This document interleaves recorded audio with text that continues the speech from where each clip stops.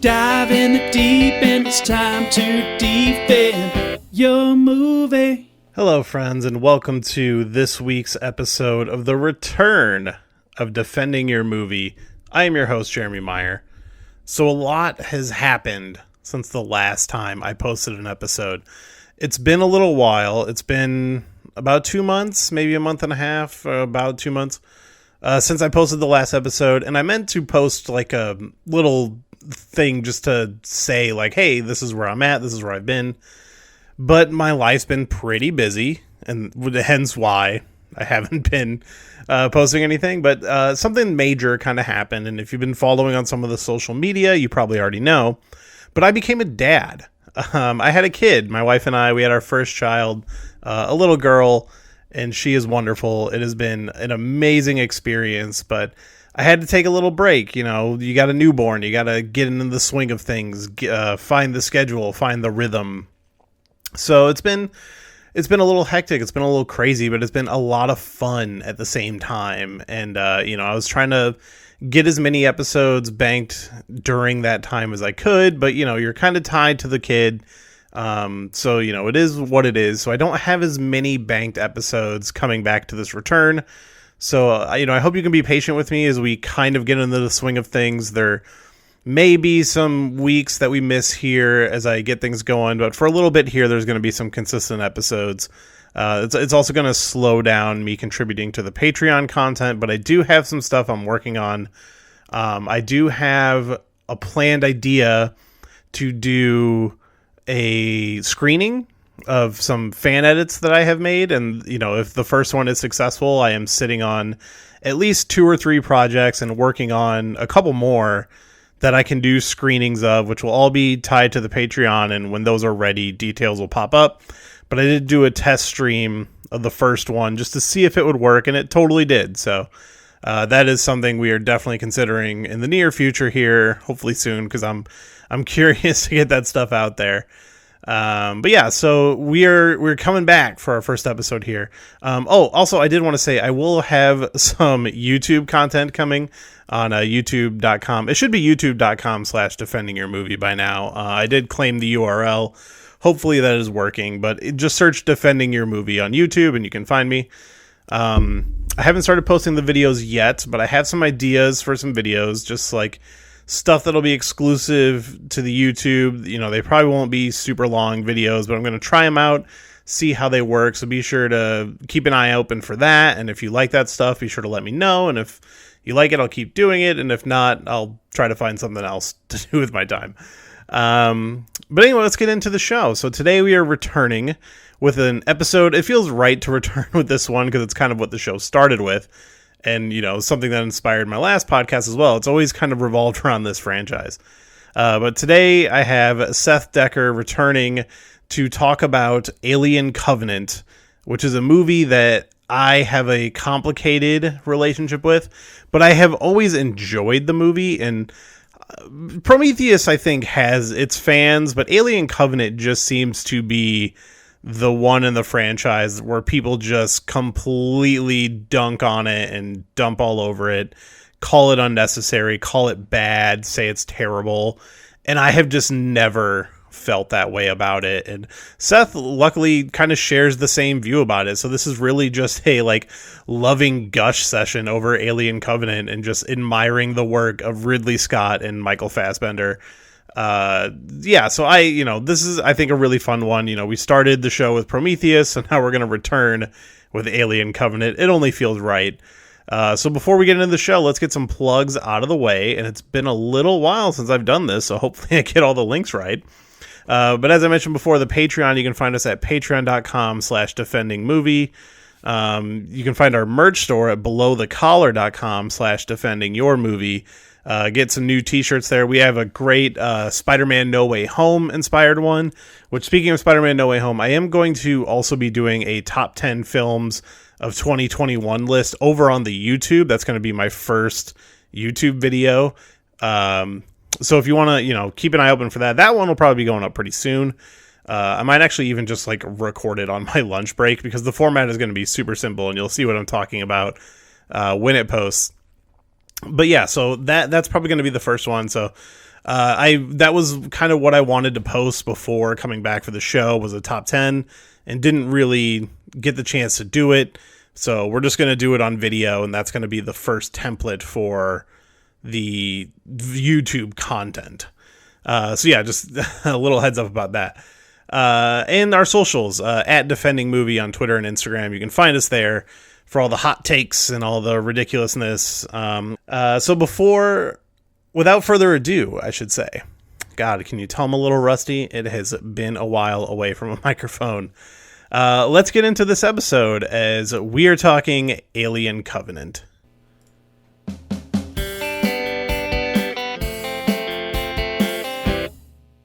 So I'm curious how. I think this may be the most divisive movie that has been covered on the show so far.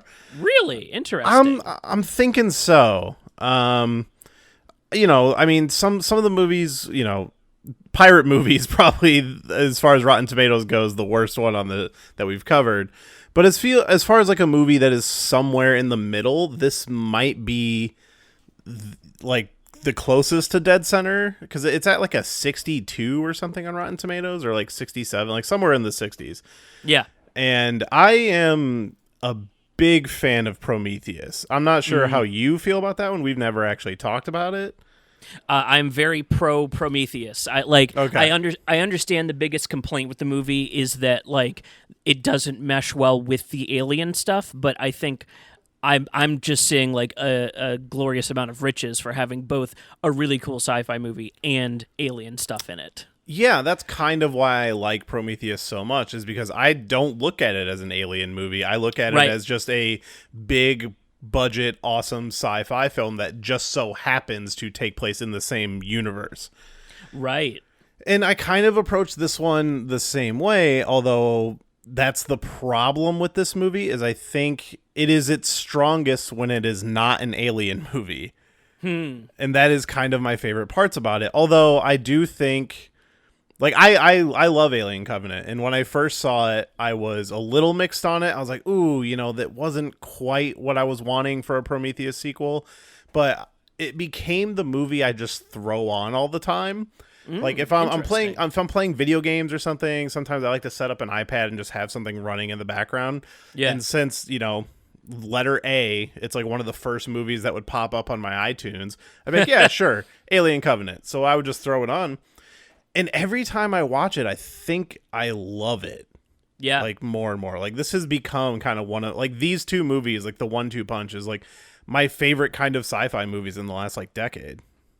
Yeah, I'm definitely similar boat in that, like, I really love most of Prometheus, and even when Prometheus is like slacking, it's still doing everything better than most sci-fi movies do it. Like, say what you will about maybe, you know, like plot holes within the canon. I really feel like the Alien canon needs to kind of have like a shakeout real quick, just so we can figure out where everything is. But just void of the canon, Prometheus is awesome. So then going into Covenant, my outlook was kind of like, interesting that they veered so far away to like say that this is not an alien movie and then have it be an alien movie, and then the follow-up be like, all right, so we're back on track now. Alien Covenant, we are fully back into Alien again. I thought that was an interesting choice. So I was cautious going into it, and I think because of that, instead of going in like gung-ho for a new Alien movie, being cautious from the last move instead, I picked up on a lot of the stuff that I think people are now picking up on when they watch it years later.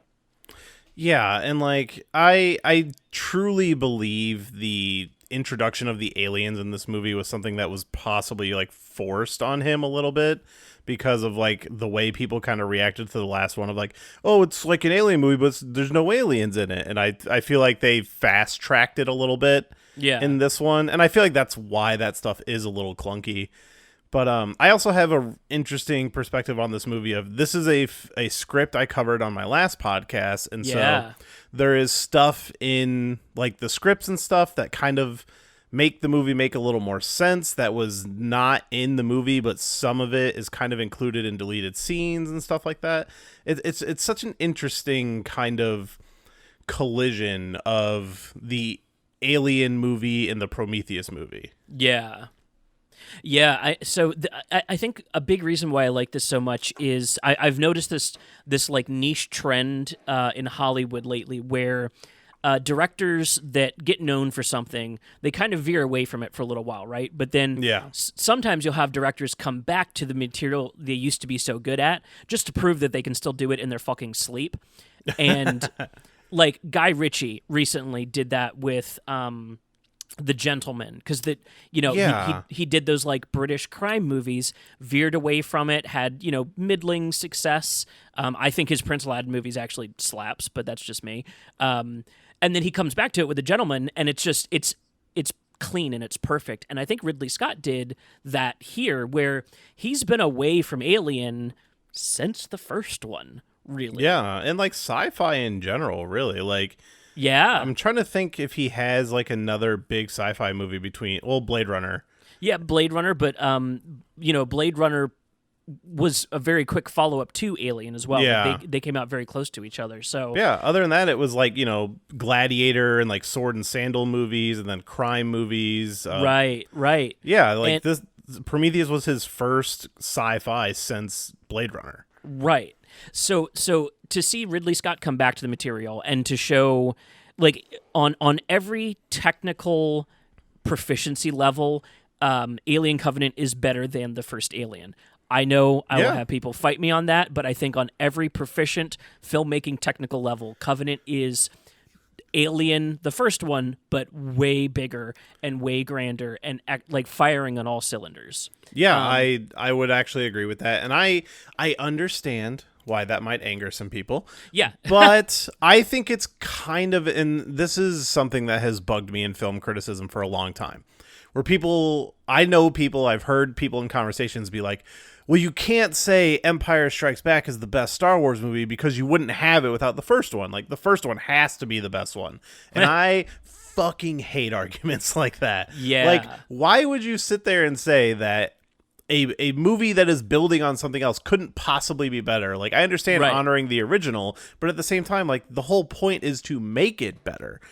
Well, and what I think what people are saying there that they're not exactly sure how to voice more specifically, I think, and Alien's a perfect example of this. My reverence for the first Alien movie makes the first one still my favorite one. That's a movie that I throw on all the time. Like, if I'm going to be up late working on something, I'm throwing the original Alien on. That reverence, like, because I can recognize, like, Aliens up the ante in a way that, like, Ridley Scott wouldn't have been able to. And, like, I recognize, all the... and that's the one for me. Like, Right. This whole franchise I'll throw on at any time, but, like, I go hard for Aliens and everything else kind of comes second. Yeah, and I think those... Because my defense is, like, I love it for being so original, just for its time and also where it sits within the series. That's why I love Alien. But I would never say you have to love Alien, the first one, because it's the first one. Arguably, they've done the xenomorph stuff way better in other movies. Yeah, and, like, bringing it back to what you were saying, like, Ridley Scott made that in the 70s, and now he's making this in, what was this, 2016? I think it came out? 2017. 2017. Yeah, like, naturally he's improved his craft. Right. Like, of course he could do it better. And, like, the idea that anyone would balk at it, because yes, there's a lot more CGI. The older one was practical. Like, I get it. I totally understand that from an aesthetic perspective. But at the same time, like, when I look at, like, the sets in this movie and the production design of this movie, and, Ridley Scott can make anything look incredible. Like, a Ridley Scott movie when you're looking at it. Oh, yeah. But, like, it looks amazing. Like, I just love watching this movie. Yeah, even the CGI is, like, beautiful. That was something I recognized in Prometheus because I got to see that in IMAX when it came out. And that was, like, it wasn't my first IMAX experience, but it was the first time I saw something in IMAX where I was like, oh, I get what they're going for here now. This is what IMAX should be. I saw Prometheus in 3D, and that was one of I've always said there are only about 3 or 4 movies I ever saw in 3D that I felt like were actually worth it, and Prometheus was one of them. It was also a 3D IMAX showing that I saw. I usually don't volunteer that because people tend to think that is a bad way to see movies, which like I do get, but I don't think I don't think the movies ever like hurt for it. It's just a sidecar experience, I guess. Anyways, getting back to Alien Covenant, I think because of my trepidation going in, the biggest complaint that I hear about Covenant is that the end of the movie is superfluous, right? It's like, oh, they're just redoing Alien, but for 15 minutes instead this time. Yeah. I get that as a criticism. I do. However, by ending, do you mean the whole like starting on the planet and going to the ship, or just the part on the ship? Just the part on the ship. Okay. Yeah. So going from when they the false escape from the xenomorph on the truck bed from then on up into the ship. The big claim is like that's superfluous. You're just redoing Alien for no reason. The movie could have ended 20 minutes ago, and I do get that criticism. I do. However, to me, that feels like Ridley Scott doing donuts in the Alien franchise and just being like, guys, look, I can still fucking do this all day long. And so he tacks what amounts to an Alien short film, really. Like, you could clip the tail end of this movie off and put it out as a short film, and it would totally function. Yeah, it would, actually. That would actually be really cool. Yeah, like, literally, like, I would watch just the last... If somebody was like, I want the Alien experience, but I don't have the time, I would say watch the last 20 minutes of this movie. Because that's actually really great. And I'm totally with you on that. I really enjoy it. Like, I like how there's like a moment of peace, and then you're like, oh shit, no, like we still got to do this. And he even goes full slasher with like a steamy shower sex scene kill. Like, that is cheese. Like, that is camp in slasher movies, and Ridley Scott makes that look sexy and effortless, and it's like, holy shit, dude. Like, no wonder you took a gratuitous 20 minutes. That shit's awesome. Yeah, and like I totally understand people complaining about like, oh, like Alien was always classier than a sex scene, but it's like, is it? Like, these were always kind of like, horror is exploitative. Like, even the well done horror films are exploitative to a point. Well, my argument against the Alien being too good for sex scenes, the Prometheus sex scene leads to one of the best body horror moments in cinema. And in the first Alien, their rooms and bunks are plastered with pornography. Like, they are horny motherfuckers up in space. Yeah, and that actually is going to lead into another complaint I want to address about both of these movies, actually. Oh, sure. But I also love that he takes what is one of my favorite horror scenes in a sci-fi film, which is that birth pod scene from Prometheus, and he kind of ups it with the medbay scene in this one. Oh, dude. That is like my favorite scene in the Alien franchise, possibly.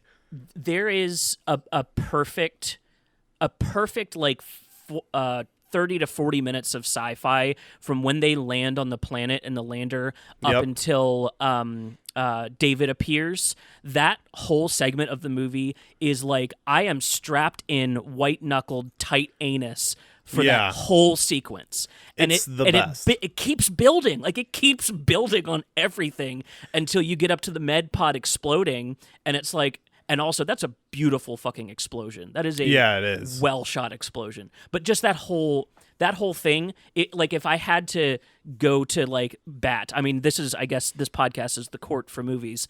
I would posture that segment of the movie and the short film of Alien at the end worth the price of admission, even if the rest of it totally sucked. And I don't think the rest of it sucks, but worth the price of admission for that 50 minutes of movie. Yeah, and on top of it, you got dueling Michael Fassbenders, which that guy is a goddamn national treasure, especially for these movies. Like, David is one of my favorite characters, like, in film. Yeah. And, like, having him, like, against himself as Walter, like, I love the opening scene of this movie. Yeah. And a lot of it plays into, this is also my favorite film score in like probably, I always say this phrase, the last decade. I listen to that score weekly. Like, it is my go-to writing score, especially if I'm writing like horror stuff, which I have a few horror projects I work on. Yeah. And like, I love the music. Like, it's evocative of like the original Alien, but it's its own thing. And I can't remember the composer's name. It's like Jed Cruzel or something. But he also did the score for the Assassin's Creed movie, which I also think is a fantastic score. So I want to see. I hope to see more from that guy. That's another oddity of film worth talking about. I would actually maybe go to bat for the Assassin's Creed movie. We will do that then, because that's on my list. Yeah, okay. I love that movie. I need to watch it again. I have only seen it, I think, twice, so I do need another watch on it. But we're running down a Fassbender rabbit hole. I do want to circle back on what you were saying about him, though, because the two best scenes of acting in the Alien franchise happen in this movie, and they are both Michael Fassbender talking to himself.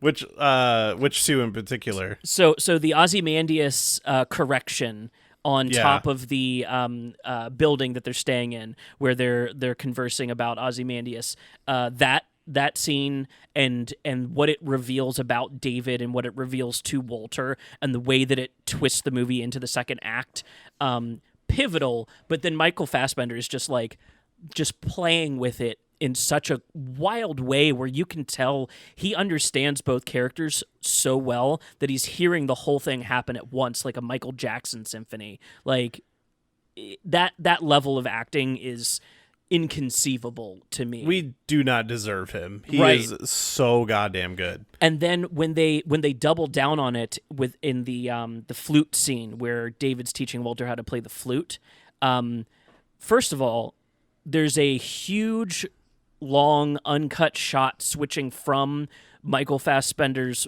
David around to Walter, which I still to this day do not know how they pulled off. Like, yeah, I really would love it. I have watched some of the behind the scenes stuff on the Blu-ray, but I haven't dug into all of it. I wonder if there's any talk on that scene. I'm very curious how they pulled it off. Yeah, that's something that, like, see, this is why I'm so sad we're moving into a digital age where, like, collector's editions of movies don't come out with, like, all the cool background stuff, because that's my bread and butter. I spent 1 year in 2015 not watching any movies, just watching the bonus features. In case you ever wondered why I immediately got into filmmaking the next year. Yeah, like, I remember not discovering, but like the first time I actually listened to a special feature on like a DVD, which audio commentaries, that's like my thing. Like, that used to make or break whether I would buy a specific version of a movie. Damn. It's like, oh, this one has an audio commentary, so I'll buy this like more expensive edition or whatever. Yeah. But like the first time I ever listened to one, which was not for a good movie, but it's a fun listen, but it was just like, okay, I dug through every DVD in my collection and just watched every one that had an audio commentary track. Yeah. And like, I literally just finished watching the extended Lord of the Rings for the first time. Yeah, congratulations, by the way. Welcome to the club.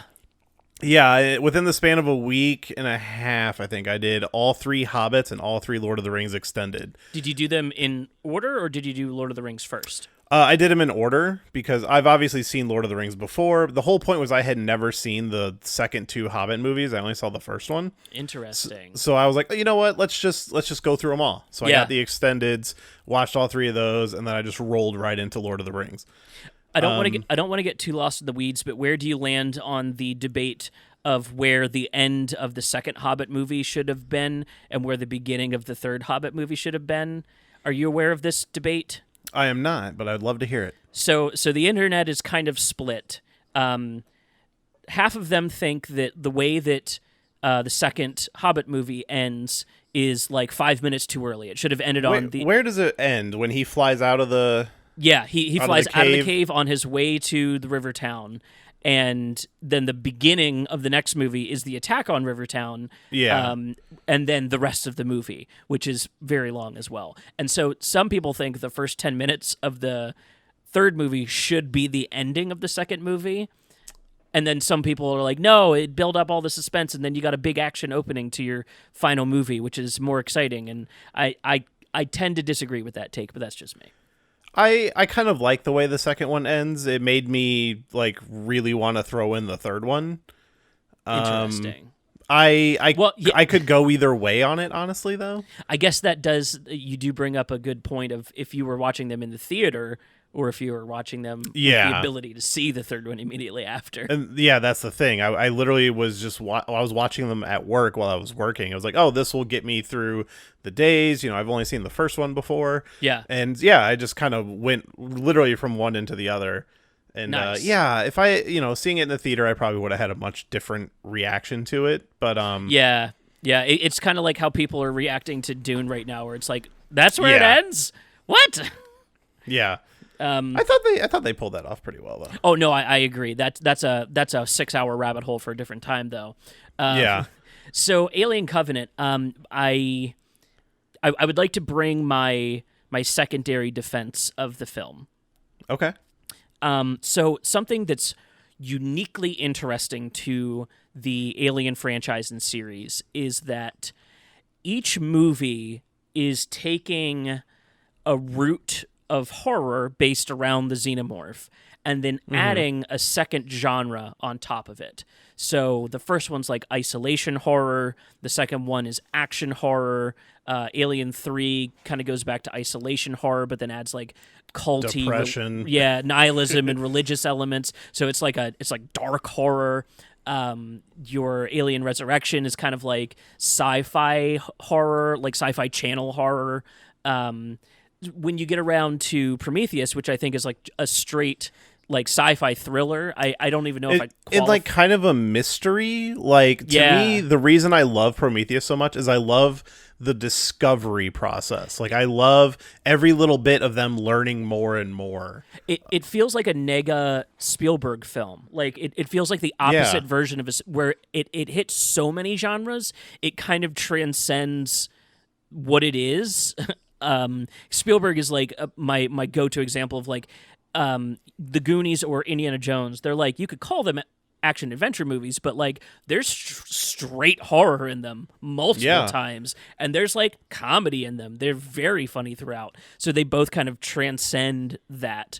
So when we get to Alien Covenant, I think what happened was the genre touchstone that was used in this movie wasn't as accessible as the previous ones had been because, and this is my defense, Alien Covenant is a gothic horror. Oh. It really is. Now, obviously you have, all of your setup of them on the ship. That's kind of, the sci-fi trappings that we're in, right? But when they get to the planet, it tracks along with a gothic horror story, like showing up to Transylvania, and the area is lush but like sparsely populated, and it like oozes danger and beauty.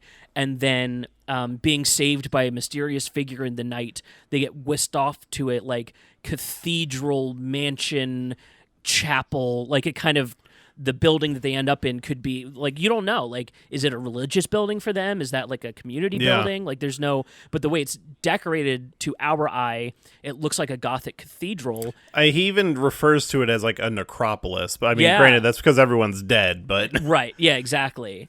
And then you have this mysterious figure who is transfixed with monsters and transcending science, and it's like Lovecraftian in some points. He's almost like Dr. Frankenstein as well. Yeah, exactly. So and all of this is transpiring in this very foreign to the Alien series setting, which I think that's what really threw people off. If people went into this knowing, kind of like Crimson Peak, if people went into those movies knowing they're gothic and they're meant to evoke like this kind of forgotten period that was like just so nihilistic and dark in Europe, and then even like Southern Gothic. I don't know if you've ever read into like Southern Gothic tales, but some of those are like a little bit.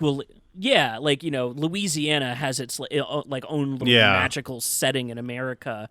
I think that's what was not appreciated, and now as I see people get back to this movie, I'm seeing the opinion turn where it's like, well, no, it's technically very proficient, and the horror works, and the action works, and if you can come around on the ending not being inflated, but being just like, a donut, to me, all of those, and specifically the very tail end of the movie, the reveal, the non-reveal actually of Walter being David actually. Yeah, because it's very obvious. Well, and I thought, but I think the movie does a pretty good job of making you forget about it with that whole like alien on the ship part. Well, like, because when he shows up, you're like, oh, that's got to be David, and then you kind of forget about it due to the ensuing action and like the fact that he's actually helping them. Right. Well, and I found a interview with Ridley Scott that asked him about that, because that was my only takeaway when I left the theater. I was in Film Rescue brain. This was like right around the beginning of Film Rescue, if I remember. And I was walking out, I was like, man, it really feels like they telegraphed that David Walters switcheroo. Like that felt dumb. And so then I saw this interview later with Ridley Scott where he was like, yeah, the point where they switch, it should be obvious.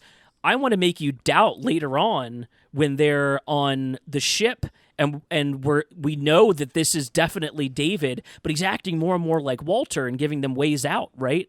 And even helps them kill the alien. He was like, that's the point where you're supposed to start guessing. You're supposed to start guessing at the very end, just before the reveal, because I should have sowed some doubt to that point. It should have been like, you're so confident, now I want to jab you and take away that confidence. And I was like, that's genius. Yeah, and he was successful in that point. Because, exactly. Yeah, like I was like, oh, well, clearly they switched. Which, okay, I do have a question. Yeah. Do you think David cut off his hand and fixed his hair, or that he put his like whatever into Walter's body?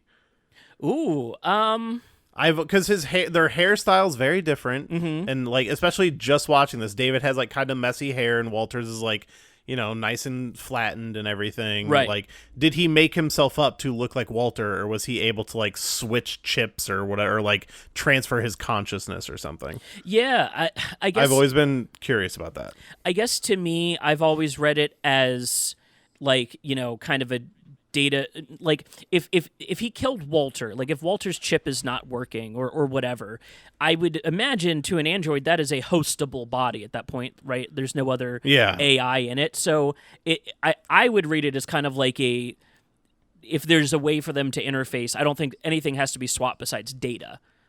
Yeah. And hey, Wi-Fi exists. Well, yeah, exactly. It's like, I mean, if Walter dies, does that mean his Bluetooth system goes down and Walter can override it, or whatever the future version of Bluetooth is? Like, yeah, if they're able to send transmissions intergalactically, they can get messages from Mother on the ship or whatever. I don't see a reason why an android couldn't, transfer his intelligence across a hot spot or something like that. Yeah, I've just always wondered like what the intent was there. I've seen people complain about that specifically, and I guess to me it's one of those like, I don't need to know the technology that allows it to happen, because I'm not questioning the android technology to begin with. No, it doesn't hurt it either way. It's just always something I think about when I watch like the end of this movie. Yeah, I know exactly why. I think those things adding up together make for a really great movie to me. Danny McBride is excellent. Yeah, I actually am a big fan of. I will say there are a lot of like kind of people just in this movie. Like it's a fairly large amount of people, and most of them get killed pretty quickly. But the mainstays like Billy Crudup, Catherine Watterson, Michael Fassbender, Danny McBride, they're all great. Like everybody is giving their all. Yeah, and this is probably.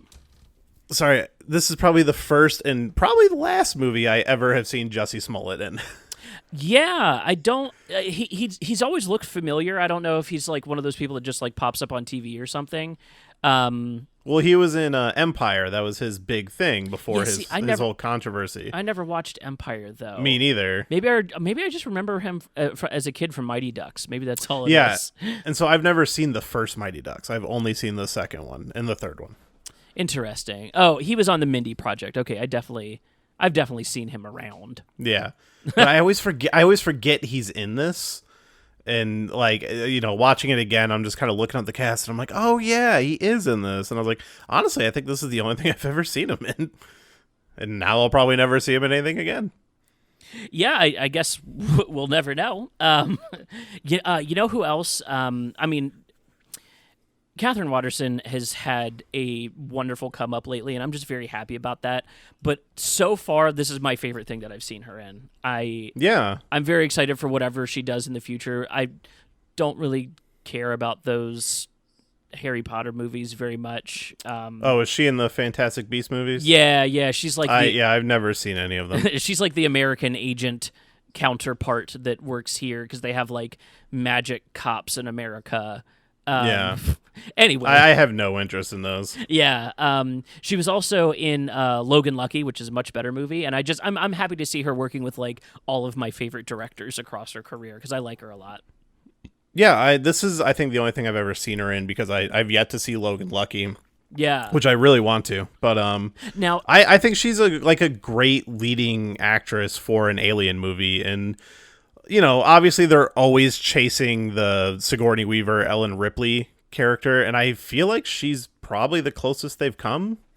Yeah, she comes close and also feels distinct in a very specific kinds of ways. Like I think about like Ripley's development across the series. From Aliens on, she went into becoming a maternal figure, right? Like she's by de facto a maternal figure.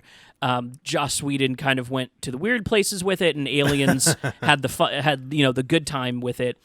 But I feel like the first Alien, Ripley was not that maternal figure, and she kind of stood as this like isolated badass, and like you don't even realize she's kind of the main character until like people start getting picked off in that movie and she becomes like the last one. Exactly. So I think the reason that I like Catherine Waterston's character so much is that she feels similar to that version and not to like the maternal do-overs or like side characters that people have done in other movies where they're trying to recapture that magic outside of the series. Like I think the maternal thing has translated over with every readaptation, and this is the first one where they were like, oh no, she's like a cool space badass. Like yeah, she's just another member of the crew who has to step up. Yeah, exactly. And it's a believable stepping up. Yeah, and she also sells, the grief of losing her husband and very much the little mini like facial things that she does when people like offer her, condolences and like or mention things around her. You can tell like a lot of it is meant to show that her character is off-put but staying strong, and yeah, she's still trying to do her job, but like exactly. You hear it in her voice. Exactly. You can definitely tell, and it leads up to one of the most touching moments in the movie between her and Danny McBride, who lost his wife, to that scene with the shuttle exploding, and so they've both lost someone. I mean, they've lost a lot of people, but now they both like empathize with each other, and they have that moment just before the alarms start going off when you dive into the short film of it, and it's like my favorite character moment of the movie. Yeah, exactly. That, and then when they agree to let them all do a shot of Jack for her husband, as they're I think burning the body or jettisoning it into space. Jettisoning it, I think. Yeah. He's already burned. Right. Yeah. They agree to. She convinces them to agree to doing the shot of Jack, and like it's those little moments that stand out as like human in what could otherwise be a very like clinical sci-fi series, and I like the human messiness that sits on top of the sci-fi sheen. Yeah, like I think the cast of actors in Prometheus is better, but I think the cast of characters in Alien Covenant is better. Like they feel like a family and like they know each other, and like I love the relationship she kind of has with Danny McBride and how Walter kind of becomes her partner after her husband dies. Yeah. Like they do everybody, you feel the camaraderie of this crew like in the movie. Yeah, you can tell they were all excited for it going off together, so they feel like a team, versus Prometheus goes out of its way at the beginning to tell you nobody knows why the fuck they're there, nobody knows anybody yet. So like you see little alliances form, and so that kind of turns it more into a survivor movie, whereas this is meant to be like a team movie where people are getting picked off. And I like that it has that distinction too, because one of these things is a humanitarian mission and the other is a very like, you know, trillionaire's gainful adventure. Speaking about Prometheus, like the intent of each of these missions is so different. Yeah, and the biggest complaints that everybody had about Prometheus was, why are these people taking off their helmets on a strange planet? And then I saw a lot of people complaining, why in this movie do they even go to a planet without helmets? But I think this movie does a perfect job telling you exactly why the fuck they're doing everything they're doing. Yeah. They watch their captain burn. There's so many quotes about like, nobody wants to go back in those pods, and this planet is reading far greater than our expectations for the planet we're actually heading to. Yeah. Like, they have no reason to want to do that, and they know they don't have to. Exactly. Well, and like even the reason that they head in that to even look there is because of the signal that was sent off. Like they would have had Tennessee not picked up that signal, they wouldn't even known to look in that direction for a planet. So like you can see the logical steps across the whole thing, and this is something that I say all the time when I'm talking about movies, is like you can't criticize a film's a character's choice in a film just because you wouldn't do it. If it makes sense for their character to do it, then it is logical. Now, if the plot makes leaps that you can't follow, that's a different thing. But like, just because you wouldn't walk into that room, well, yeah, you wouldn't, but then the movie wouldn't happen. And this character needs to walk into that room for the movie to continue. So you kind of have to follow what characters tell you. And I think even this movie does a great job of like, when they get close to the planet, before they even talk about going down, they've already got an atmospheric read to know that it's a breathable planet. Yeah, they're scanning the planet like in conversation and discussing it. Right. Like they lay out their entire thought process before they ever go to this planet. Exactly. So I never understood why people complained about it. Well, and I think the one character that I can understand that confusion with is David, and that is because he is a little more vague in voicing why he does the things he does.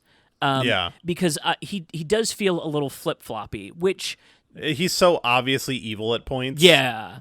And like, but it leads to one of my favorite lines when Billy Crudup threatens him, is like, I will fuck up your perfectly complete composure. Yeah. Like, he's just over how proper David is all the time. Right. And like, just, I think understanding the drive in David, it's a little headier than the drive of, like, someone's drive to survive is simple. Like, you can relate to it on a one-to-one. I would also look for water and food in a survival situation. Yeah. In David's case, David is doing an existential survivalism where he's going, well, if I'm better than the person that created me, I must be at least close to the thing that created the person who created me. And if I can transcend that, then I might be the most perfect thing out here. And then his interaction with, what the Forerunners, not the Forerunners, that's Halo. The engineers. Engineers. I was going to say pioneers, but I was like, that doesn't sound right either. The engineers, he was so in awe of what they were able to begin to achieve that he understood his place. He understands his place in the food chain, that he transcended people and the things that made people so that he could be transcended by the xenomorph was the ultimate goal. Like, yeah, like I put out a tweet about this like yesterday, the day before. It actually might have been today. I hate when people say about a movie, who asked for this? Like, who asked to know where the alien came from? You know what? Fucking I did. The answer to that question forever from now to the end of time is me. Because I want to see everything. I don't care. It doesn't affect the other ones. If I want to pretend like a movie in a franchise doesn't exist, that's up to me. But like I completely buy into and like David's arc of basically thinking of having a god complex. Yeah. And like thinking that he is better than everybody, and like he kills these engineers because he thinks he's better than them. And like the whole conversation with him and Walter about he won't let humans like spread throughout the universe and just like make everything else crap when they've already ruined their own existence. Yeah. Yeah, I mean, like, it's heady. You know? Like... Yeah, and he makes it make sense, but it also makes sense because you find out he's crazy and, like, broken in some way. Yeah, exactly. Yeah, for sure. Yeah, it's a very interesting take on that kind of idea and character. And, yeah, I also agree with the who asked for this thing. I think the situations where that question is warranted is like when they announced the Tetris movie like 10 years ago. That's never going to happen. That was a genuine, like, who asked for that? Who was playing Tetris and was like, this translate to a movie plot that I'd like to see? Nobody asked for that. Alien, one of the most popular sci-fi horror franchises of all time, who asked for another one. Make as many as you want. Yeah, the people that watched the other ones, this is really popular. Like, this movie made $250 million. Like, who asked for this? The fans of the series. Like, this is not a out-of-pocket thing. And, like, you weren't going to move forward. I think Alien 3 and 4 proved if you're going to move forward, it's not going to work. And this world is... Well, there was that Alien 5 that got canned. Yeah. Because of this movie, I believe. Yeah, I got to... I don't often listen to the Joe Rogan podcast, but I decided to listen to the one where he was talking to the director of District 9 who was going to do Alien 5. Yeah, Neil Blomkamp. Yeah, Blomkamp. And he kind of goes into like what the production was like on Alien 5 up and until it stopped happening. And I'm not going to lie, it sounded great. Like... Yeah, I watched some YouTube video where they talked about all the information that was out there and kind of pieced together what it seemed like it was going to be from like the concept art and stuff and all the news that had been out there. And like it sounded interesting. Yeah, Sigourney Weaver was like fully on board. She was going to kind of take the Laurie Strode approach to it. We're kind of acknowledging the 1 and 2 exist and then skipping everything else. And so she was going to be an older woman with Newt now in her 20s. And it was going to kind of like follow the two of them. And I think they had adapted some of what was originally the Alien 3 script that also got scrapped. He had pulled some of that into it. Which one? The one where it's in the woods that with the monks, where it eventually turns in... Alien 3 turned it into like a prison compound. Yeah, there was like 19 scripts for that movie for anybody who doesn't know. Yeah, true. And like all of them are online. Yeah, so he had like pulled bits and pieces from all of that, and it sounded very interesting, but it sounded very similar to what we got with Alien Covenant, and I think I could tell why Ridley wanted to take the reins back over, and it was because of this David character and the arc that he could tell through a trilogy. And that is what I think him chasing that down. That's what interested me the most. Was like, oh, this one character from the movie that's kind of a prequel to your other super famous movie. That's the character that's going to carry through, and you're going to move the villain through your trilogy. That's an interesting take. I really, really hope we get the last movie out of it, even if it is as messy as this movie or Prometheus. And I messy in big air quotes. I do not think that those are very messy movies at all. But no, I think this one a little more than Prometheus, but I still think these are fairly solid films, like from beginning to end. Yeah, and if we get another in this vein, and also diving deeper into the kookiness of what David is doing. I think that would be awesome. I would love to see how Ridley Scott would cap end this, because then do as many spinoffs and Sci-Fi Channel like low budget versions and do whatever you want with the Xenomorph. I don't care anymore. I very much care to see what Ridley Scott would like to do, especially as a director that's reapproaching some of his early work with all of the talent that he's picked up along the way. Yeah, and I mean the dude's like 70 something, and he's still like crushing it. He's got to be pushing 80 at this point. 83. 83, yep. Yeah, like, so Good for him. There was, yeah, honestly, I mean, him and George Miller both, who's still doing that Mad Max movie. Yes. I'm holding out for those two things. I need that Mad Max movie, and I need that third Alien movie in this trilogy. Yeah, I hope they're allowed to do it. I know there was talk even after the Disney acquisition that they were kind of still working on it, but I looked today, and as of August of this year, that a sequel plan is currently uncertain, is the most recent quote.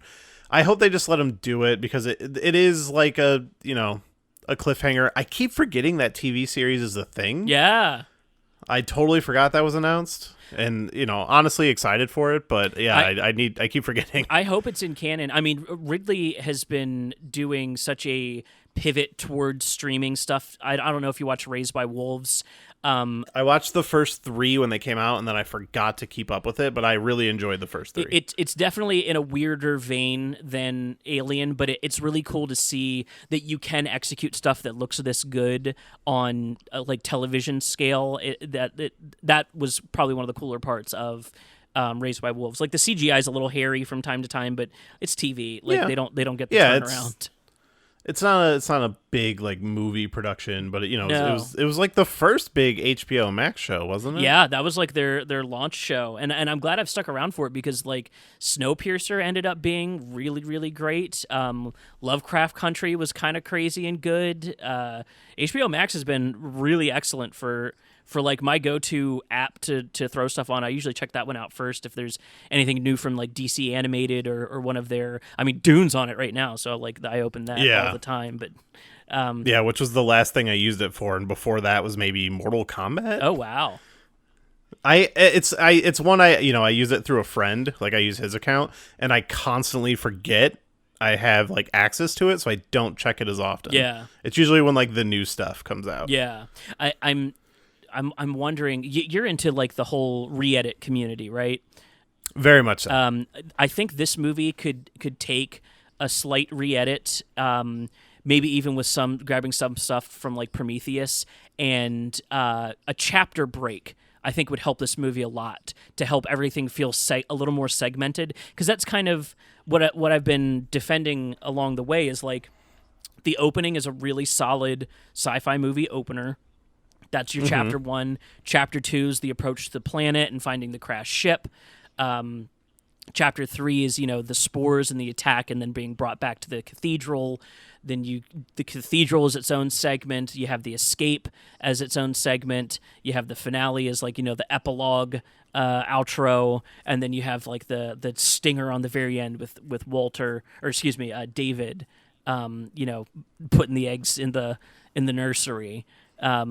I think that kind of re-edit would really help like the movie kind of feel like it's meant to be watched in sections instead of all in one like complete cohesive go.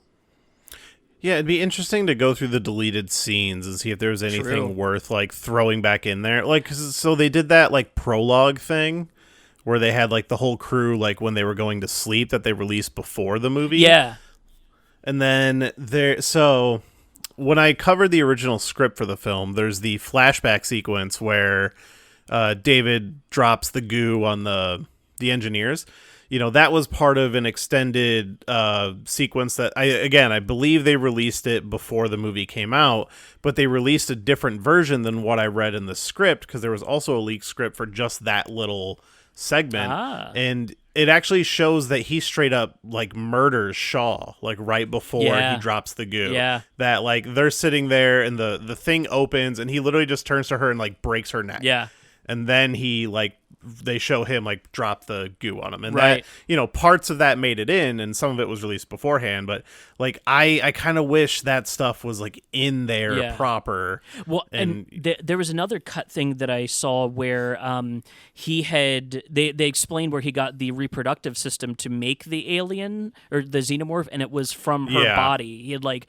Which they show her body. Yeah. I guess they. But it's not explicitly said. Yeah, I think maybe I'm thinking of some like behind the scenes stuff that I saw that like made it more express. But that kind of stuff, that would be lovely in the movie.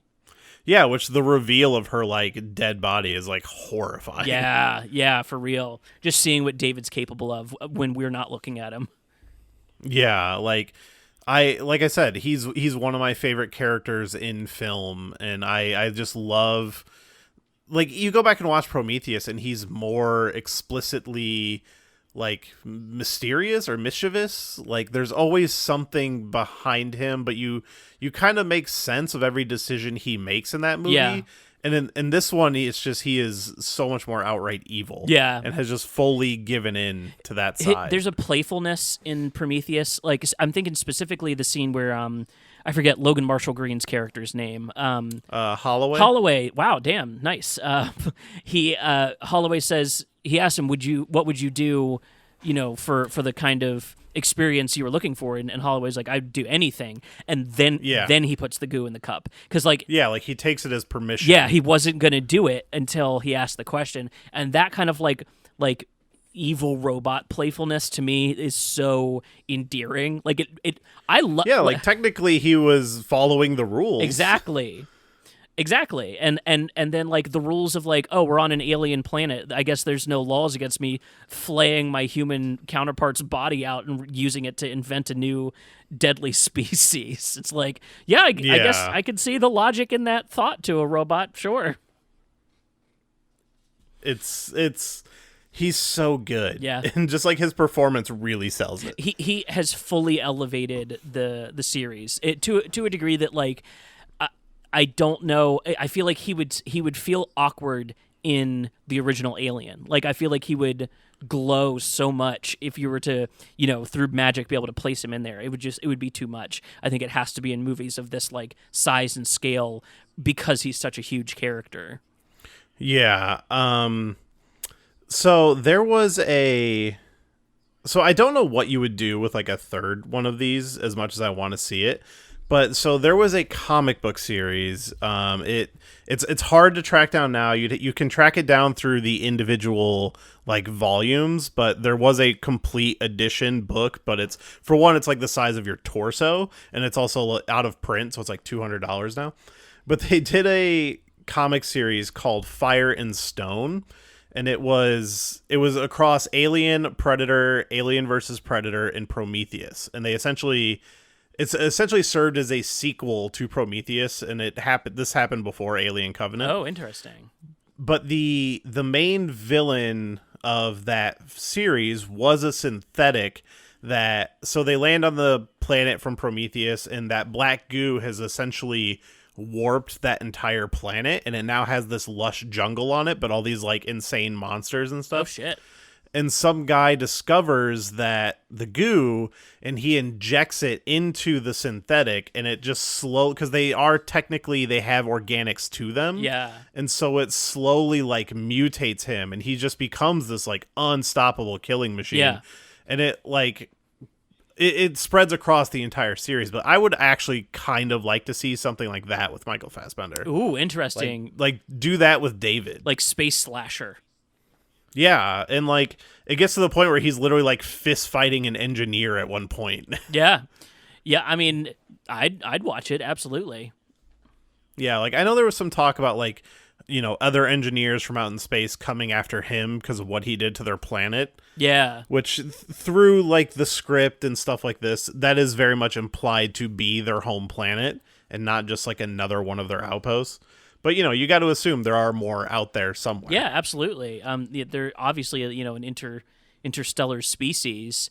I would like to see something like that, but I would worry that it would turn too quick into like sci-fi fantasy, more along like Star Wars lines, and I would prefer it to be like. I want it to stay small. I don't want the series to get bigger than like 10 or 15 characters in a movie. Yeah, I mean, we know he's going towards Oragai 6 at the end of the movie. Like he puts them back on track, and clearly he's going to do something with those embryos. Like I would like to see the characters of Daniels and Tennessee return. Sure. I don't know if that would happen given the ending. Maybe they would just imply that he did something to them, but yeah, maybe it all just takes place on this planet. Yeah, I could definitely. It could even be one of those like delayed reaction things where the movie starts like 20 years later, and the timelines moved ahead, and now there's like a whole community set up here, but it's a fragile community that could be taken apart, and then have your story set there.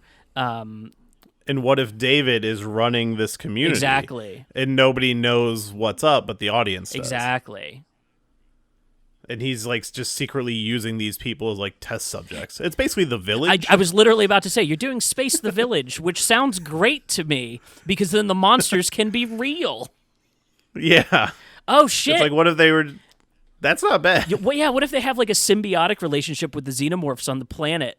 That's like, they all hide in their homes when the xenomorphs come through at night or something. Yeah, that's the pitch. Just do The Village in space, and that's all you need. Yeah, like, I feel like they're always like, oh, we need to get it back to the first Alien. It's like, no, you don't. Go away. Like, Go. Yeah, the further you get away from that is the better I like. But I would very much hate for this series to turn into just repeating the beats, and I've always I do not enjoy like Alien Resurrection. I've come around on Alien 3 a little bit. I'm a big fan of Alien 3, but Alien Resurrection I could take it. Yeah, but I think the big plus of this whole series is every single one of them is a different flavor, and yeah, that's the root of my defense of this one, and my defense of all of them really is like, I mean, what other series can say, like the MCU can't say they have their nihilistic one, right? Like, no. like they have like their funnier ones, the ones that are closer to comedy, and they have their more serious ones, but it's still like directly in a lane, whereas like Alien touts like 5 different genres across what they're doing, and I think that's awesome. Yeah, like they're all horror films, but they're, like you said, they're playing in different versions of horror. Exactly. Yeah, I it's just such a easy movie to throw on for me. Totally. Yep, I'm in the same boat. I would say I defend this movie for sure. Absolutely. it is a wonderful watch, and like probably somewhere more in the middle in terms of the entire franchise, but when the franchise is this good, that's not a bad place to True. be. Yeah, it's definitely on like the upper end of the top 5, or in the top 5 on the upper end and not on the lower end. Yeah. Yeah, for sure. Yeah, definitely. Really, Resurrection's the only one that I'm like, I would not willingly put this on. Yeah, that's the one I only watch when I'm like marathoning. And even that one's like, it's Space Jurassic Park. That's really very much so. That's really all they did, which, good idea, I guess. Yeah, like the best thing I can say about it is like I kind of like the alien costumes. Like, oh yeah, the aliens look good in that movie. Oh yeah, well, because they're all being done practically still. They switch in some stuff. I think some of the swimming aliens was CGI, and that kind of breaks it a little. But in general, they kept it very, practical, and that's really cool to see. Yeah, and this is the first one where they are entirely CGI. Yeah. Which it worked. Like they still look fine, and like seeing them do things that you don't normally see. Sorry, because they don't have a practical costume for the entire movie. Like they've done CGI aliens in like Alien versus Predator and Alien Resurrection, but there's not a actual maybe a real face hugger. I think is the only thing. Sure. Yeah, but yeah. Like also I have shout out. I love the crane, the lander sequence when they're fighting the alien on the lander. Oh yeah, also really great. Also the music in that scene is in particular, it's so good. Yeah, that's one of the few like very CGI moments in film where I like wasn't pulled out of it for being CGI. It still like felt like it tracked to me. It felt like it had some gravity to it. Yeah, and like I think a lot of that just goes to Ridley Scott, the way he shoots and frames his movies, and obviously they spent a good amount of money on like making everything look good. But I mean, I think this movie cost about as much as Deadpool to make. Really? Yeah. Let's I have the wiki open. Let's see what the budget was. 97 to 111 million. Yeah, I'm not sure what Deadpool. I think Deadpool was right at 90. It was like everyone was impressed they did it for under 100 million. Well, isn't everybody talking 58 million? Oh, 58. Okay, well, I am... So it's like double, but for a movie like this, that's still fairly cheap. Like, oh, yeah. What is everybody talking about right now that Dune was like 160, but what was that? Jumanji was like 200 million or something. Yeah, the big downside is like Dune had a huge international promotion campaign that Jumanji just did not get because they only promote that in like English-leaning countries. Dune got like full worldwide captioned and dubbed in like every language, and I think they spent like $300 million on promotion for that. It was like. Oh, It was huge amounts of money. Like it is still not profitable yet, but it's been profitable enough that they got greenlit for another one. Which my theory is that second one was happening no matter what. 100%. I know he did an interview before where he's like, I wouldn't agree to do it if I didn't get to do the whole thing. Yeah. So I think they were using it as a promotion push to like announce the sequel, but I think it was going to happen. I think it'd be really difficult for the people at Legendary Pictures to watch the cut of the movie that he turned in and not go, oh, this is going to make all the money. Like, yeah, let's greenlight the next one. Like you would be pretty crazy to not recognize that quality. Yeah, but like that movie costs $165 million, and it looks way better than movies that cost like $200 to $300 million. Like Dune looks better than most MCU movies when it comes to its special effects. Oh yeah, absolutely. Well, that's because they knew they could dump so much into the small amounts of CGI and then just do everything else as practically as possible. So like all of the background settings, those are like real things. Like it's really just like the ships and that kind of stuff that they added in. And one of the big nice parts is that when you're shooting in those really well lit desert areas, you have tons of light to play with, which makes CGI really easy to do. Yeah, and you get like expert directors like Denis Villeneuve and Ridley Scott. Like these guys know how to work a budget. Yeah. Like they can turn in a very expensive looking movie for a lot cheaper than most other directors. Exactly. And I think this movie's Alien Covenants is an excellent example of that. Like you don't need a $300 million movie for it to look excellent. And then even the return on investment on this, like $250 million is nothing to sneeze at for an R-rated horror movie. Like that is excellent. Yeah, and like it's atmospheric as hell, and like it just exudes horror. Like when you're looking at it, even in scenes where they're just searching a planet. Yeah. And honestly, the only thing I find unbelievable about this movie is that the character of Shaw would be a big Bob Dylan fan. I don't know. I guess I could.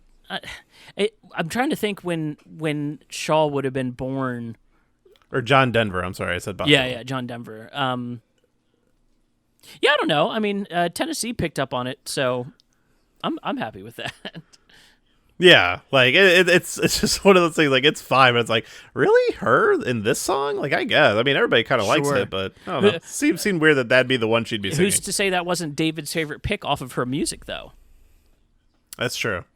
And it was just in there to be in there, Yeah. I would hate for someone to judge me by some of my playlists. Oh God, I don't even want to. I mean, the amount of times I've listened to Gangnam Style in the last month. I love it. It's we all got to get through a pandemic somehow. It's true. Yeah. You can't judge anybody for their coping mechanism. Yeah. Well, I feel like that's all my defenses of this movie. Yeah. I mean, I feel like we got it all out there. Shout out to Guy Pearce. Always love Guy Pearce showing up and stuff. Yeah. And he didn't have to do the makeup in this right. one. So. Yeah, exactly. But yeah, like I said, I love that like just little opening sequence with him and David. Yeah. It's a bunch of little short films. I really love how every scene feels so unique and unto itself, and it just feels like the scenes are executing for the scene's sake, and the overall plot is the ride. But you when you're on a ride, you want to see lots of different things, and I really appreciate how all over the place it could go and still feel like it landed on this like gothic space horror. Which, by the way, gothic space horror, I feel like this may be the only version of it. Yeah, mainstream. As you said that, I was trying to think like what else is there? Which I feel like that is an untapped fucking market. Like to cross over the sci-fi fans with the goth fans, like that feels like it's got to work somehow. What is that movie? Is it Pandorum that I'm thinking? Oh Is that yeah, the name of it? Pandorum. Does that count? It's definitely close. I would say you're sniffing in the right direction. I don't know if I would go full gothic with that because that's more like post-apocalyptic. Event Horizon. Event Horizon is also, maybe. bordering on gothic horror. There's a lot of religious stuff within that.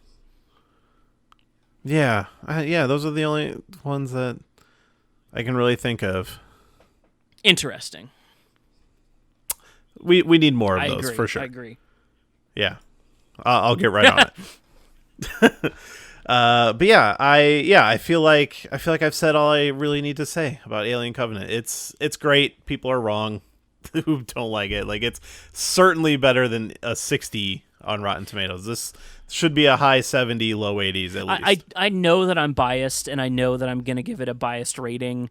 However, I do not think it is as bad as it was made out to be initially. I think the flavors were so unique. We needed some time to adjust and figure out, how it was going to taste to us, and that I'm just happy to see that is shifting some. I've seen a lot of people come out in favor of this movie over the last couple of years, and I'm like, hell yeah, this movie was really cool. I feel I think this movie lends credit to my theory of like, you just need to rewatch stuff. Yeah. Like, if you weren't sure about it the first time, give it a little bit and watch it again. Yeah. I have been rewatching movies I thought were bad a lot in the last year and like really coming around on them. Yeah, same actually. Not Another Teen Movie has been my recent, I remembered it being terrible, and then I watched it again and I was like, holy shit, this was ahead of its time. Oh, well, you were just always wrong about that one. Yep. Yeah, no, like that's been my thing. And like I just watched the Hobbit movies for the first time, and everybody shits on those movies. I enjoyed all three of them, like the middle one to lesser degree than the other two, but like no, they're not as good as the original Lord of the Rings movies, but I remember watching the first Hobbit when it came out and not caring much for it, but on a rewatch, I'm like, no, this movie's like fun, and I really like it, and like that Gollum scene is incredible. Oh, he should Gollum, Andy Serkis should have won an Oscar for that performance. I feel like he should have won one for that character in general, but just for that performance, I really feel like.